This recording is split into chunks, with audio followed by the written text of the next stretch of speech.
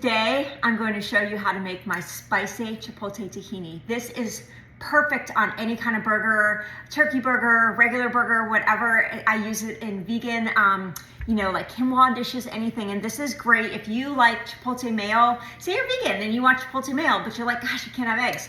This is it. Plus, tahini has calcium and healthy fats, and it's so good. And I mean, come on, who doesn't want this? So let's go. I'll show you guys how to make this. I love this Soko tahini. It is so good. It's organic and it's stone ground by hand, which is not, you can't say that for a lot of tahinis, but it's super smooth. That's why I love it. So I'm going to do a 1/4 cup of this tahini. So I'm gonna put it in a bowl. Super easy pantry staple ingredients. I always have tahini on hand just because it's amazing. I honestly I eat tahini at least once a day. Once a day, it's in something I'm making, so it's great. So a 1/4 cup of tahini, and then I measured this out, 4 tablespoons of lime juice, fresh lime juice, put that in. And then to give it the kick, it's this chipotle chili powder. So I'm going to put in a teaspoon of that. And if you don't like it super spicy, then you could do a 1/2 teaspoon. It's really up to you, but I just love the extra spice of this. And then I'm doing a 1/2 teaspoon of smoked paprika. These two really go well together. And the final thing in here is a 1/4 teaspoon of Celtic sea salt.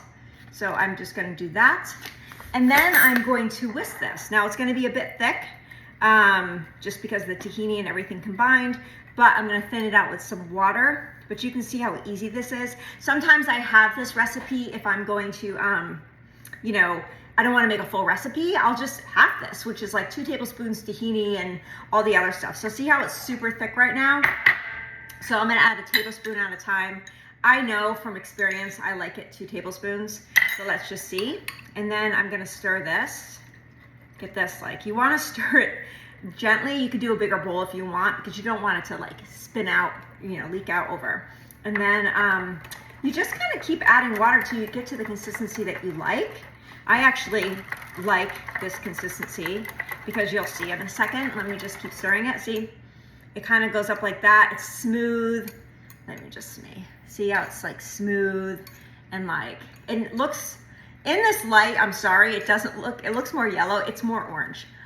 It looks more like chipotle. So anyway, I mean, look at that. So amazing. So I'm gonna put this in a glass jar, and this will last in your fridge for up to 5 days. So if you don't think you're gonna use this in enough time, you can definitely make this a half recipe like I said. But if you're making like something for dinner or whatever, I find that I use a full jar, and just put a lid on this and store it in the fridge. It's so good, so easy as you guys saw, and it's the perfect topping for a burger, a vegan bowl, whatever.